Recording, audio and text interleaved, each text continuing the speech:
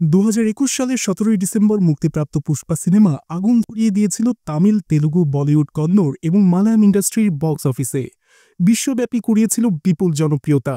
Action জনরার এই চলচ্চিত্রটি আলু অর্জুনের জীবনের সবচাইতে সফল চলচ্চিত্র হিসেবে এখন পর্যন্ত তালিকাভুক্ত। বিশ্বব্যাপী প্রায় 360 কোটি টাকার ব্যবসা করেছিল এই চলচ্চিত্রটি। বিখ্যাত হয়েছিল এই চলচ্চিত্রের ডায়লগও, পুষ্পারাজ मैं झुकेगा नहीं। পরিচালক সুকুমারের মেগা প্রজেক্টের মধ্যে অন্যতম এই চলচ্চিত্রটির দ্বিতীয় কিস্তি আসতে না আসতেই ঘোষণা এলো তৃতীয় কিস্তির। অস্কার বিজয়ী সাউন্ড ডিজাইনার রেসুল পুকাটি তার সোশ্যাল মিডিয়া অ্যাকাউন্ট এক্সের লেটেস্ট পোস্টে ঠিক এমনটাই লিখেছিলেন, যে পোস্টটি পরবর্তীতে ডিলিট করে দেওয়া হয়েছে। তিনি লিখেছিলেন, পুষ্পা 3 দ্য র্যাম্পেজ চলচ্চিত্রটি খুব শীঘ্রই আসতে চলেছে বড় স্ক্রিনে, যেখানে বিজয় দেবাকন্ডাকে দেখা যাবে ভিলেনের চরিত্রে। অপরদিকে পুষ্পা দ্য রুল চলচ্চিত্রটি মুক্তি পেতে চলেছে চলতি বছরের 5 ডিসেম্বর।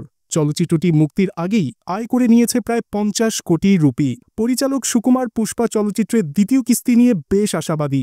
শোনা যাচ্ছে, পুষ্পা দ্য রুল চলচ্চিত্রে অভিনেতা ফাহাদ ফাসিলকে দেখা যাবে আরও বেশি অ্যারোগেন্ট চরিত্রে। তাছাড়া চলচ্চিত্রটিতে অভিনয় করেছেন স্টাইলিশ স্টার আল্লু অর্জুন, রাশমিকা মান্ডোনা সহ আরও অনেকে। তবে অনেকের মতে এটি ছিল একটি মার্কেটিং স্টান্ট, যেন দর্শকের কৌতূহল বাড়িয়ে পুষ্পা দ্য রুল চলচ্চিত্রটি অধিক সফলতা অর্জন করতে পারে। इंटरनेशनल